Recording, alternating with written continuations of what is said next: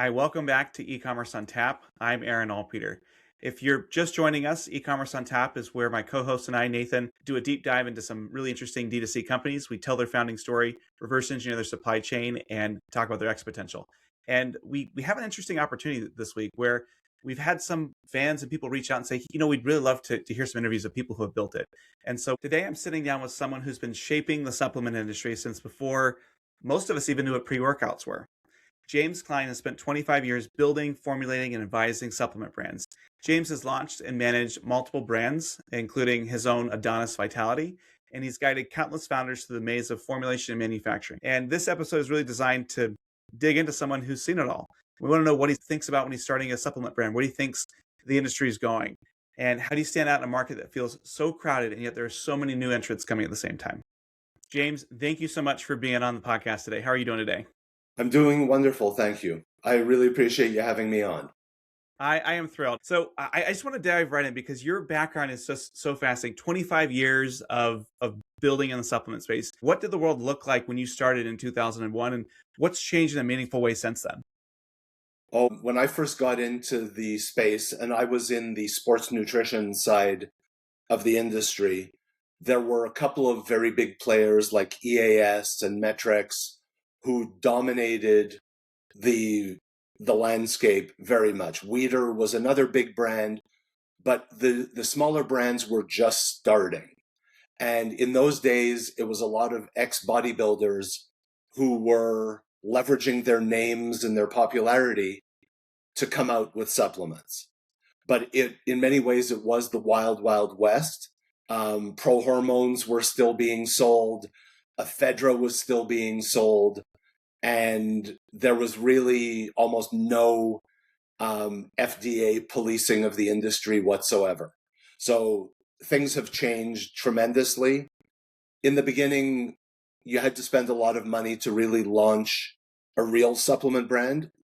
There were people building supplements in their garages, but the legit companies, it was quite an expensive process to find the right manufacturers and get your formulations done and bring product to market. So it's probably pre-e-commerce in many ways. And so you're building this through brick and mortar and a lot of CapEx that way. And absolutely. Supplements in those days were sold at GNC, Vitamin Shop, Vitamin World in terms of brick and mortar.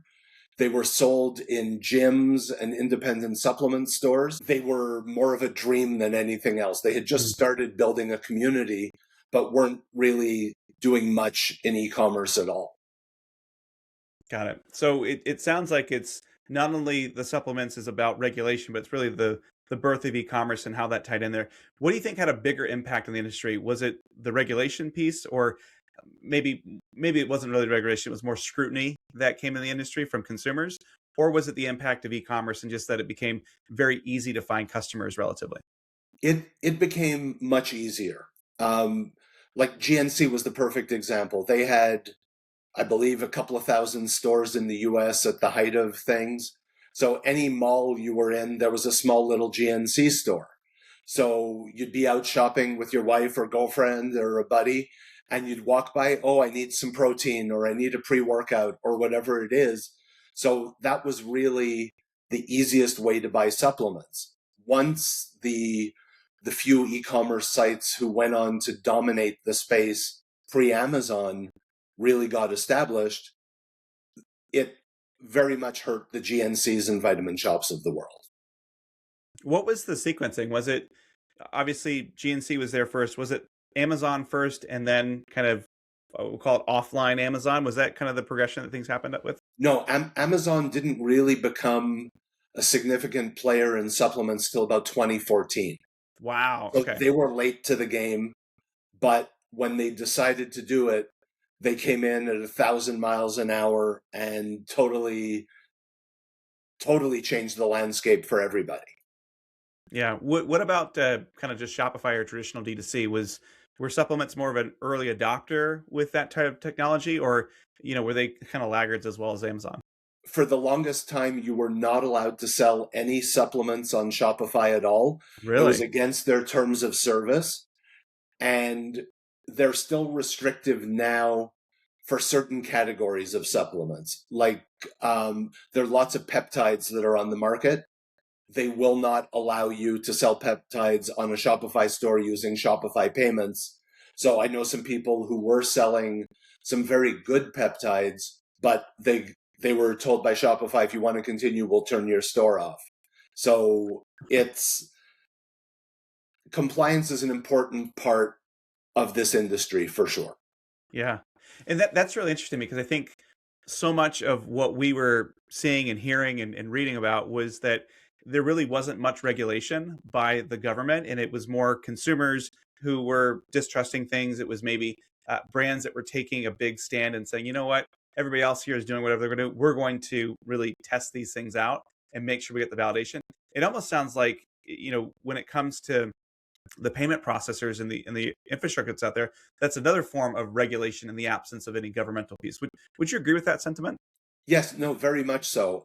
For the longest time, supplements were against PayPal's terms of service and Stripe. So it was not an easy place to get yourself established.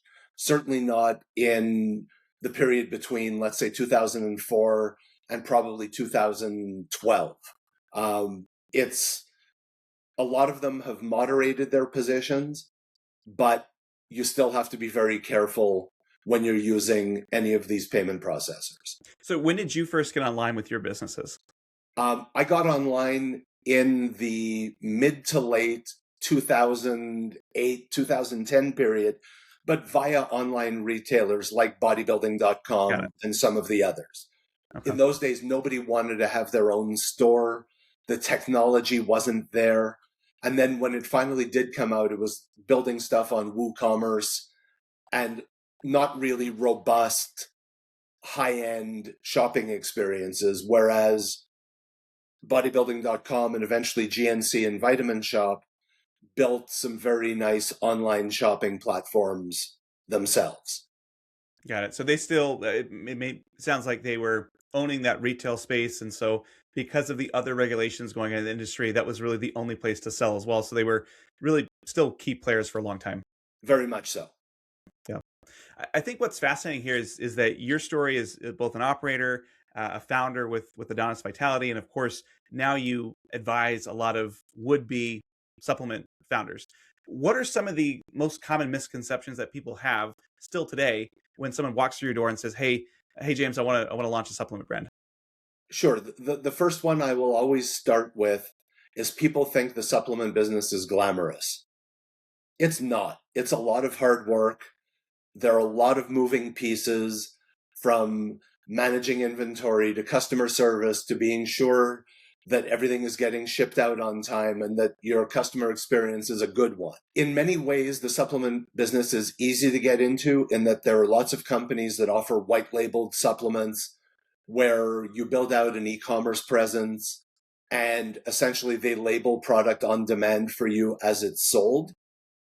And that's a great place to get started for people who do want to prove a concept. I generally don't like the white labeled products beyond the proof of concept phase. White labeled products by nature will be less expensive and will not have therapeutic doses of all the ingredients that are on the label.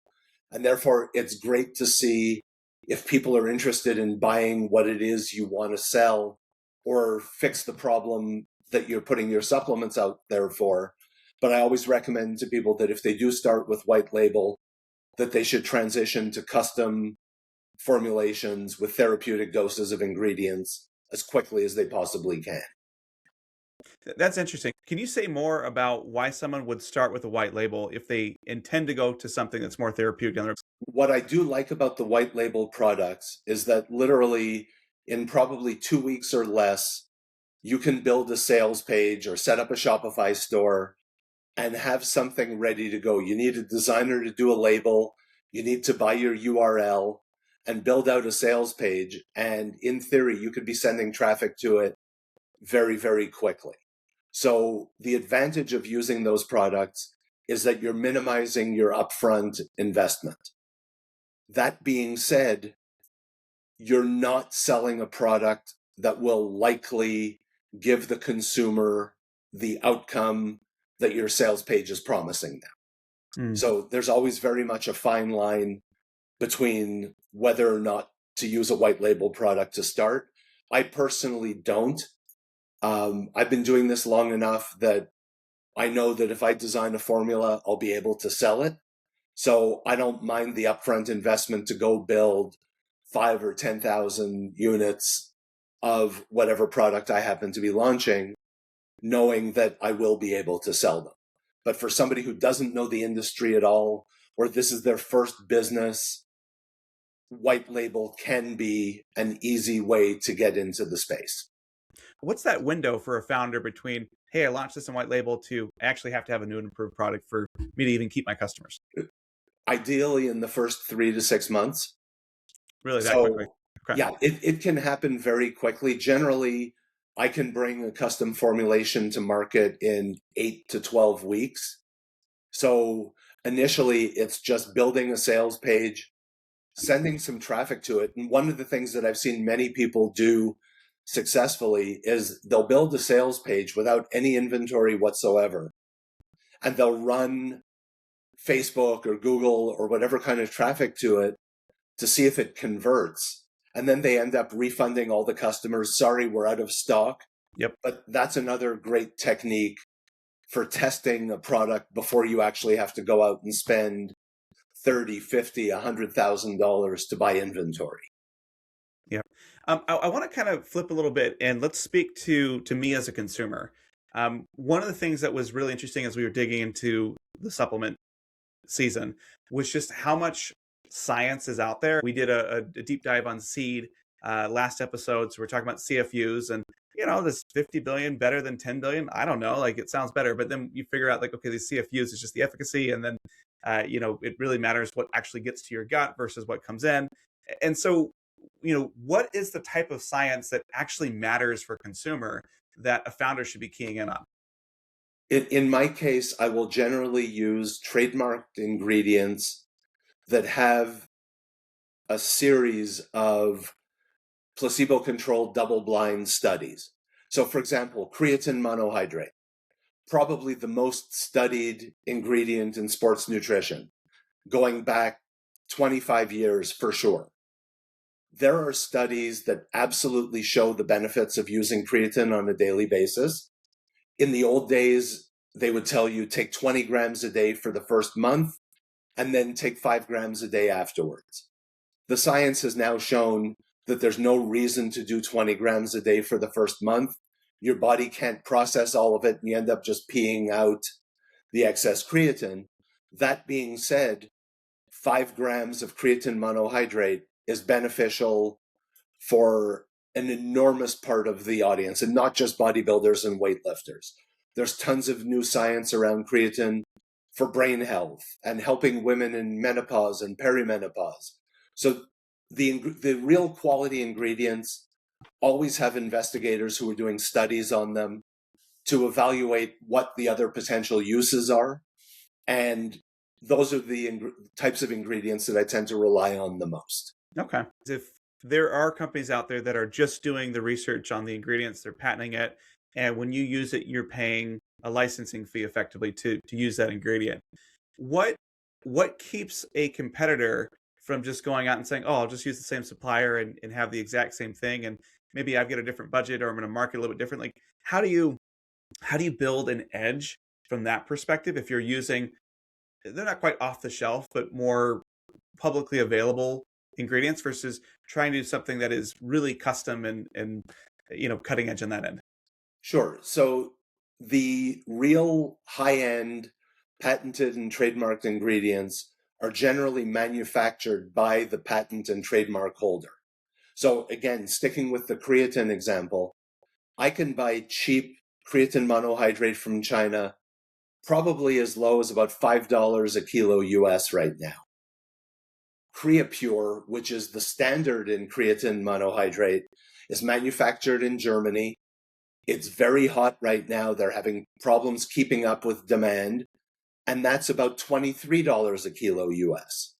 So it's not like I can go to Creapure and say, hey, I'd like to buy some of your ingredient, but not use your trademark. They control their supply chain from start to end. You have to sign trademark and licensing agreements. They have to approve your labels. They have to approve your marketing. Otherwise, you can't put it on your label. And they police very heavily companies who claim they're using their ingredients but actually aren't. And they will get your Amazon listing taken down. They will get your Shopify store shut down. And they police, the good companies police very aggressively. So that's part of what we're paying a premium for when we buy the ingredient. Yeah. Do these ingredient suppliers, do they, let's suppose you're using 20% of something, right, in your formulation. Is there any sort of conversation to say, hey, I only want to be the only one using a 20% concentration? To be able to get exclusive use to a specific concentration or something of an ingredient, you have to negotiate, you have to make minimum purchase commitments. So almost nobody does that. It's much more how you present the ingredient and how you tell the story about the product and why you're using the specific ingredients that you do. Okay. That makes sense. What are some of the marketing claims out there that just kind of grind your gears a little bit, that you see brands doing or you see consumers falling for, and you're like, that doesn't mean anything? Sure. So you spoke about probiotics earlier. So CFU count is important up to a point, but what people don't realize is a lot of the probiotic spores are killed by stomach acid. So Right. they don't even make it into your gut. The other thing that people don't realize about probiotics is just because something is 20 billion CFUs today, there's probably a 2-year shelf life stamped on the bottom of the jar. If it's 20 billion today, there's no way it's 20 billion 2 years from now. Right. So what happens in probiotics, and I know this because I have a pet brand where I sell probiotics for dogs. So we actually put a much higher level of probiotics than we claim so that we know at the end of 2 years, we still have the number we're claiming. Probiotics are sensitive to temperature. They're very difficult to work with in manufacturing. The costs to clean a production line after probiotics have gone through it are exorbitant because they're bacteria. So that machine has to be sterilized from top to bottom so that the next product that's running on that same machine doesn't have any contamination. The other thing that grinds my gears is when people will see a study. So if I use vitamin C as an example, vitamin C, all the studies say at least 1 gram or 1,000 milligrams a day. But there are a lot of companies who will put 200 or 500 milligrams, but they'll make the claims that the studies that used 1,000 milligrams are based on. And you're not allowed to do that. So a lot of people, especially when they're writing sales copy, they get a little aggressive and they'll say, well, vitamin C has been shown to, and then say whatever it is. But unless you're using the dosage that was studied, you can't say that. And the other thing is, if vitamin C happens to be one of 10 ingredients in your product, and even if you're using the therapeutic dose, you can't say product X has been shown to, and then make the vitamin C claim. You can say vitamin C has been shown to, but unless you do your own trial on your finished product with the combination of ingredients, you can never make direct claims about your product. That makes a lot of sense. And I can imagine that that's a place where people can unknowingly run into issues, right? And come afoul. And I guess, what are some of the repercussions of someone who, is overly aggressive in that manner? The first place where you'll probably have problems would be on Amazon, because they're scanning listings and trying to take down counterfeit products all the time, because there was a very big problem with counterfeit products.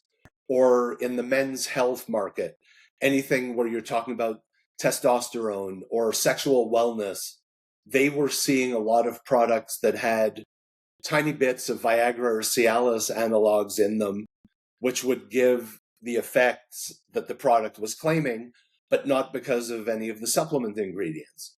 So Amazon has now created a testing program, and in certain categories, you have to go through Amazon with one of the approved labs that they work with, and you go through a whole process. I just did it for my men's product. Cost me $3,500, took 5 weeks to get it tested, and they report the results directly to Amazon before they come to you as a brand owner. So Wow. if for some reason you don't pass the test, they will delist your product right away. The other problem around aggressive claims in the US would be FDA and FTC. So if your claims are too aggressive, you'll probably get a warning letter from either agency, and then they usually give you 30 days to cure the problem. Sometimes they can force a product recall. That they have a lot of tools at their disposal. That makes sense. They don't What police the is industry nearly enough, but that's because they have no budget, not enough manpower. Yeah. Well, and it also seems like the market is starting to step into self-regulate, which always sounds funny until, I mean, my kids try to self-regulate their bedtime all the time, and that doesn't work here, at least. Maybe it'll be different with the Amazon. I'm curious your perspective of kind of these supplements that are trying to do everything. I'm thinking like AG1 or Blue Nutrition that is trying to have so many different things there to help round out your diet. And if you're thinking about getting into that space versus doing something that's much more targeted to say, you know, we're going to support hair loss or you know, weight reduction or things like that. Do you find that one avenue is easier to get into versus the other, or I guess even from a consumer perspective, does one work better than the other? It's really a function of how well you tell your story. Okay. So AG1 and Bloom have both done brilliant marketing jobs. They're great at telling the story around their products. Will a bag of greens really take somebody who's unhealthy and make them super healthy if they use it every day, but don't change their diet or lifestyle or anything else? Absolutely not. Supplements are there to supplement good nutrition, good lifestyle habits, etc. Dr. Phil, with all the weight loss miracles he promoted for years. If you're drinking a 2-liter bottle of Coke and eating a bag of potato chips while you're watching Dr. Phil and expect 1 or 2 pills to be magical and help you lose 40 pounds, that's just not a realistic expectation. Yeah. They are supplements, not replacements. Exactly. Yeah. Now that's super interesting. I want to kind of pivot a little bit and talk about starting a brand from scratch. And this is something that you've done countless times yourselves. You've helped lots of other founders go through it. Can you walk me through the process of what it looks like to take an idea and bring it to launch? And so maybe how do you even start by getting the idea of, you know what, this supplement or this product should even exist? Sure. In my case, the starting point is almost always what's the problem you're trying to solve? Because you can't come up with a solution until you know what the problem is. So if you want to help somebody lose weight, or you want to help somebody prevent bone loss, or support healthy gut, you have to define who your target avatar is. Because until you come up with the actual demographic of who you want to sell to, you can't do package design, logos, branding, etc. Because something that will work in one market won't work for another. So in the case of my men's product, it's a men's product. So it's black packaging, black label. That's not a product that I could ever sell to women in its current form, because generally women will not buy something in an all black bottle with a black label. Same thing with the color pink. Generally the color pink and it's overused when people are selling to women, but a lot of the supplement brands, if it's a women specific product, will use a lot of pink in their packaging. So once you've determined what the problem is that you're trying to fix, then there are the usual branding things. What do we call the company? What do we name our product? How do we talk to the consumer? What's our messaging? Is it going to be supportive? Is it going to be aggressive? Are we trying to be all things to all people, or are we going after a very specific niche? So usually parallel to coming up with a brand name, which in my experience can either happen in 5 minutes or 5 weeks, but pretty much never in between. Simultaneous to that would be starting to work on a formulation. So that involves a lot of research and expertise. Do we want it to be a powder? Do we want it to be a capsule? Do we want it to be a drink? And there's different problems to solve once we decide which delivery method we're going to use. So for example, drink or powder, you have to find a way to make it taste good. Now, some of the ingredients are absolutely heinous. They're just bitter, brutal, some of the botanical ingredients and the root ingredients just by nature taste really bad. So developing a flavor system has multiple steps because first you have to hide the things that taste bad and then you add flavoring on top of it. So flavoring a supplement, even if you're working with the best people, can take 2-3 months very easily going back and forth with samples. Hopefully while you're doing the R&D and testing a couple of different formulations, your branding and your packaging are evolving. You're coming up with a logo. You're coming up with a look so that when the formulation is ready, you hopefully have all your branding materials ready as well. So that when you say to the manufacturer, okay, I want to order 5,000 bottles of this, you know what the label's going to look like. You know what color bottle you want to put it in, et cetera, et cetera. So, I've had people go to market when the stars just absolutely align. We've brought stuff to market in 3 months. We've had others that take 9 months. It's really a function of how many rounds of testing you do and how long it takes you to iterate. Yeah. Can you touch on some of the regulatory considerations that need to be done? If I'm a founder, I'm launching a brand, what sorts of things should I ask for from the factory? What sort of testing should I do? What's required versus what's just a good idea? Sure. So the first thing from my standpoint is to work with only CGMP certified co-manufacturers. So that means they're audited on a regular basis to be sure that they are following good manufacturing processes. And that literally involves everything from auditing their paperwork to seeing how they're making products on the production floor. So a perfect example is, let's say you're producing a product that has 6 ingredients in it, and your batch is going to be 2,000 units. So you do the calculations and you know that you need 500 kilos of the first ingredient, 300 of the second, so on and so on. By regulation, these manufacturing facilities have what's called a weighing room. So you bring in the bulk ingredient number 1 and you have to weigh out 500 kilos. By law, or following good manufacturing practices, you cannot have multiple ingredients in that weighing room at any one time. So you have to weigh out ingredient number 1, take it out of the room, bring in ingredient number 2, weigh it out, etc., because all of that is to prevent cross-contamination. There are certain red flags that people who don't know generally miss. So a manufacturer will give you what's called a C of A, a certificate of analysis.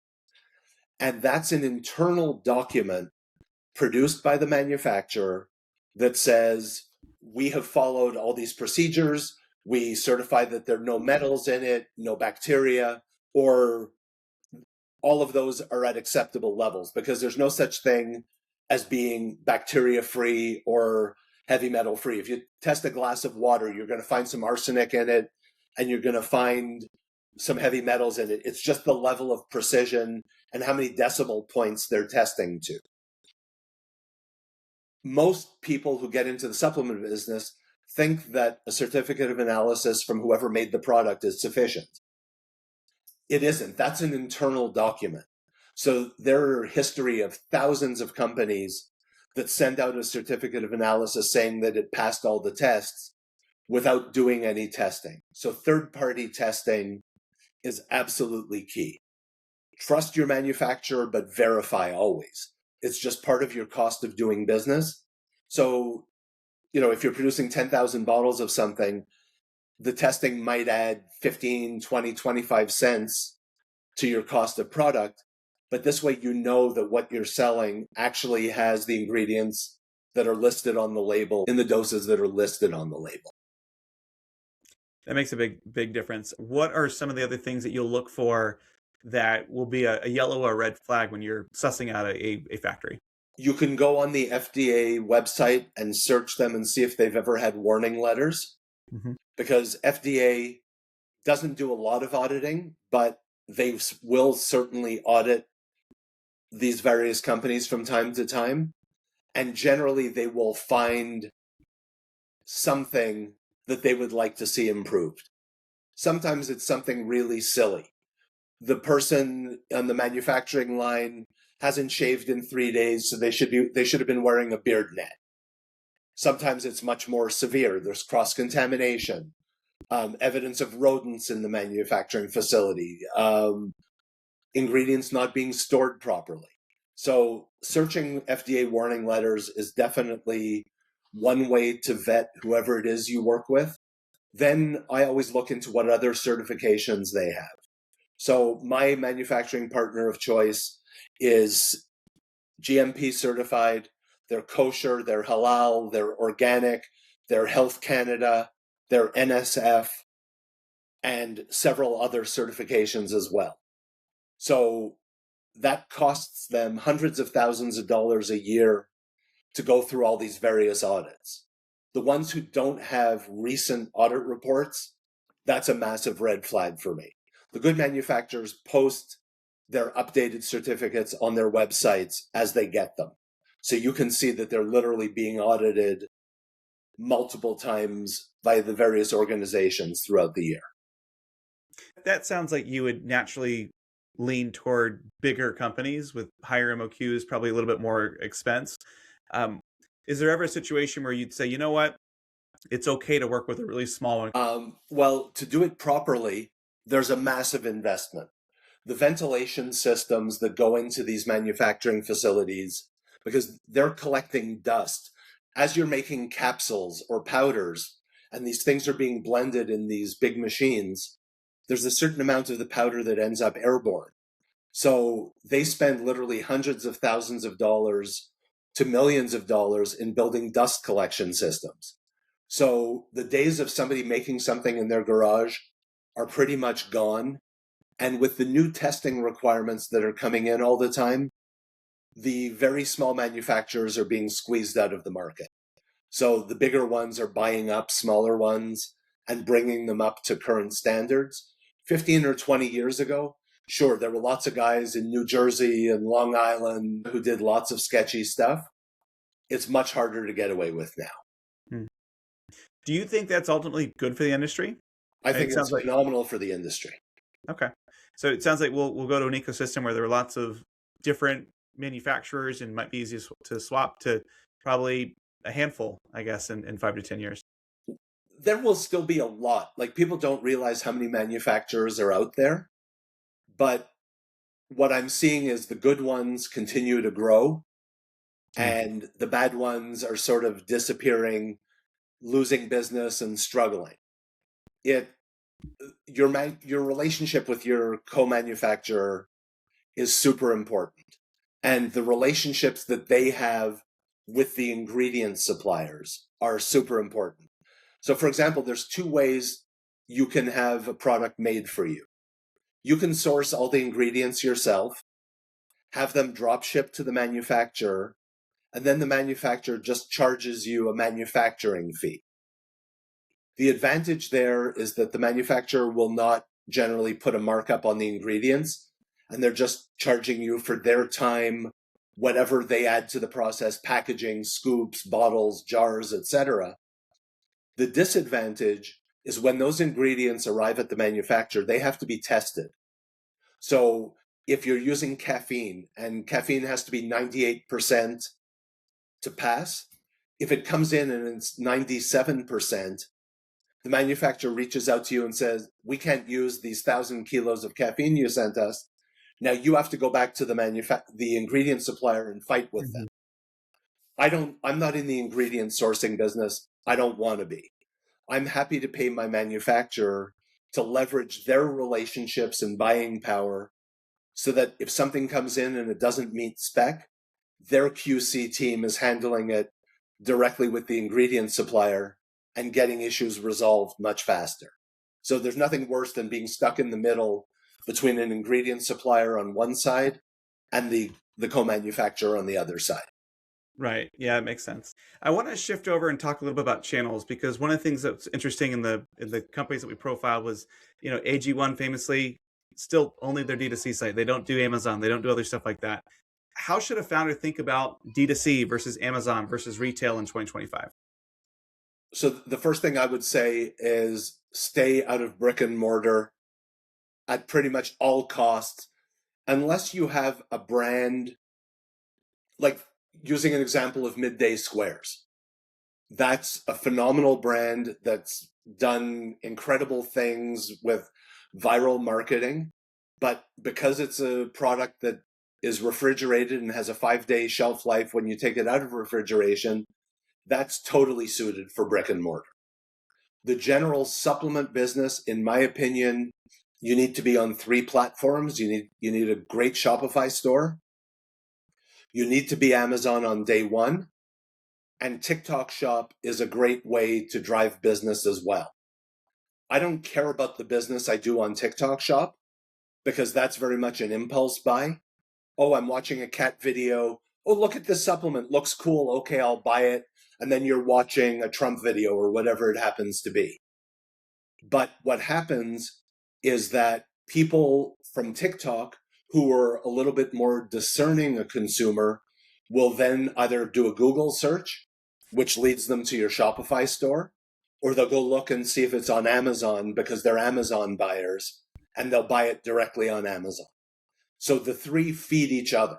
When you're running ads on Meta, you're trying to get somebody interested in a product.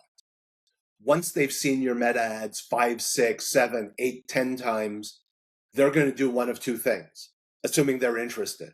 They're going to go to Google and check out the reviews, check out your site, or they're going to go to Amazon. Same process.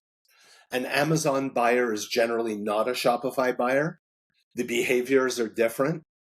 Shopify buyers will go on subscription much more than Amazon buyers will. But Amazon is all about the convenience. I'm ordering batteries. I'm ordering paper towel.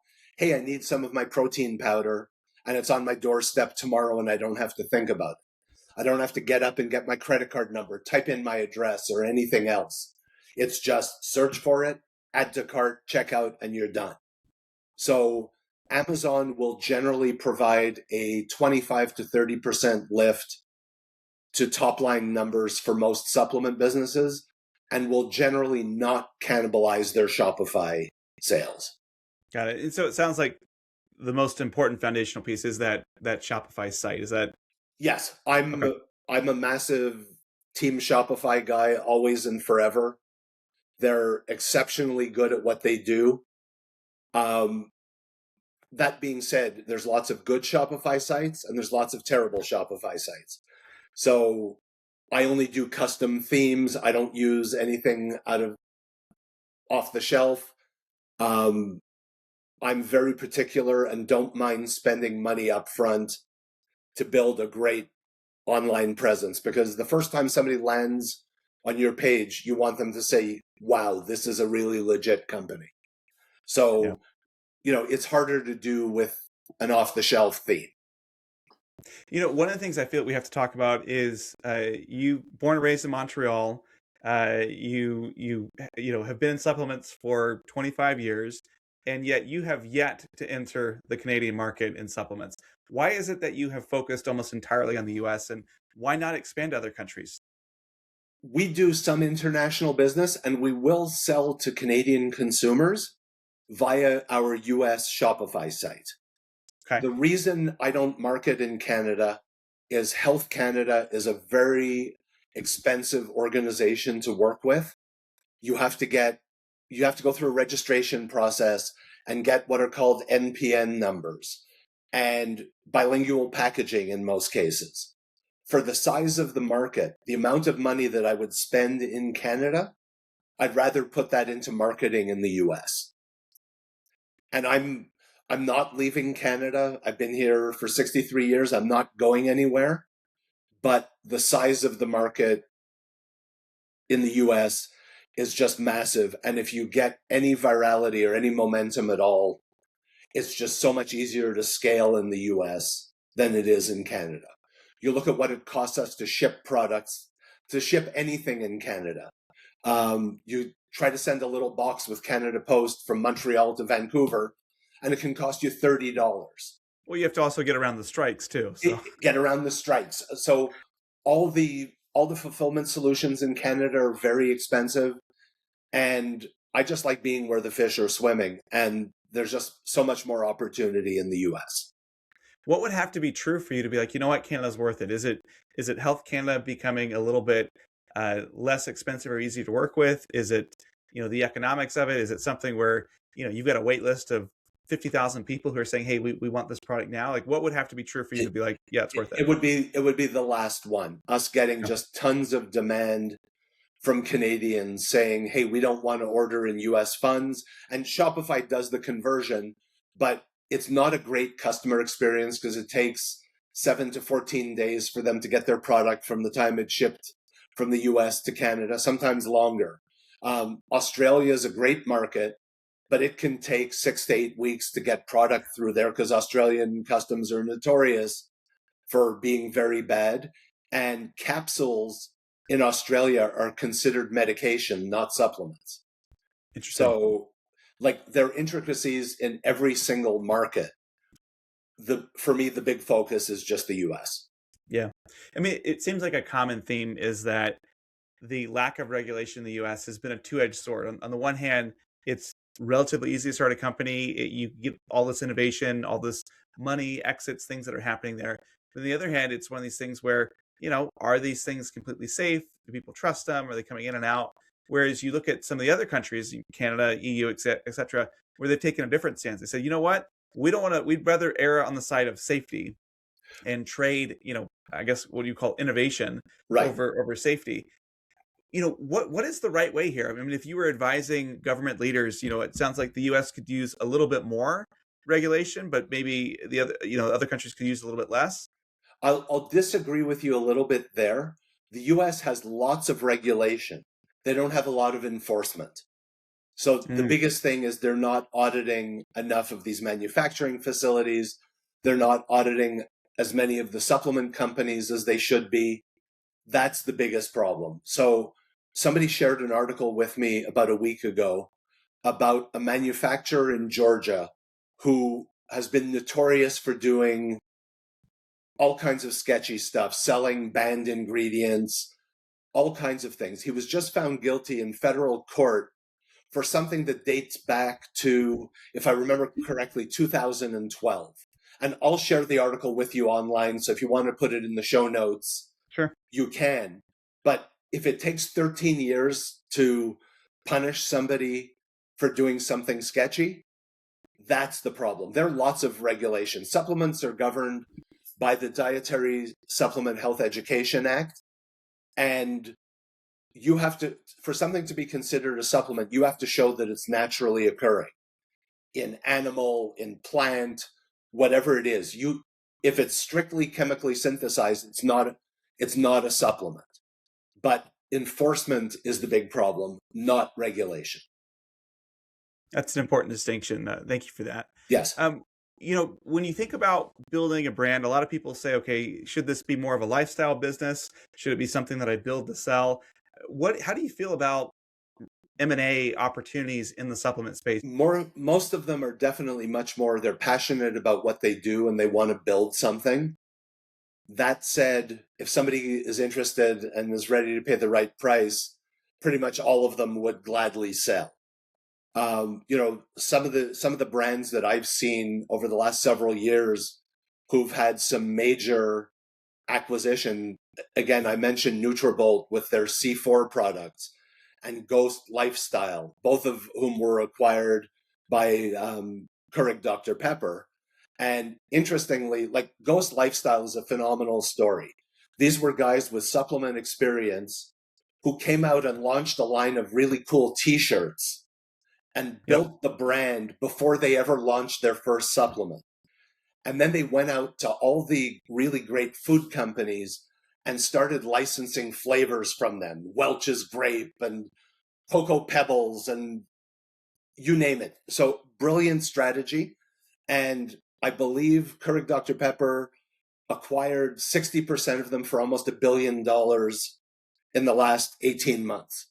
So that's a phenomenal story. Young guys who worked really hard for 10 years and built a phenomenal brand. Yeah, that was one of our favorite episodes to profile as well.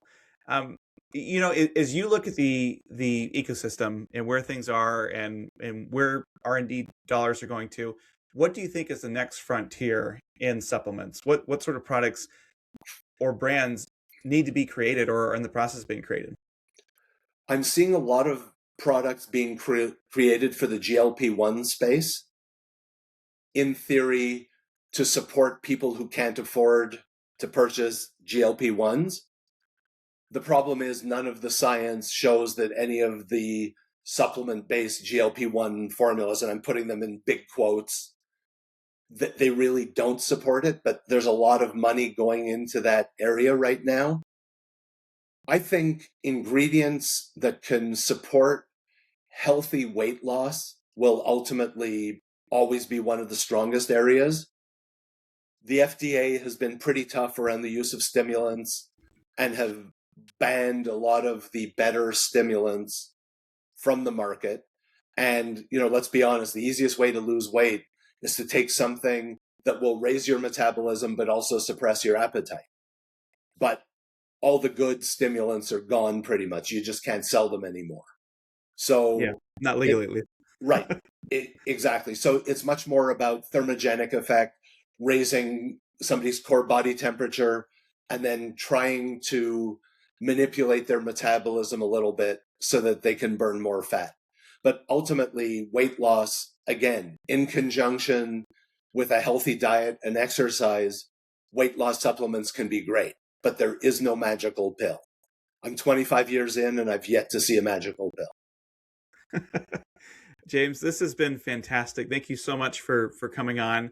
And thank you for our listeners for tuning in. And we hope you've enjoyed this season where we focused on supplements. There's been some fantastic companies that we profiled. And James, this has just been the cherry on top, just getting your experience of 25 years of building and changing and living this ecosystem. So thank you so much for being on. Well, Aaron, thank you so much for having me. This was a lot of fun.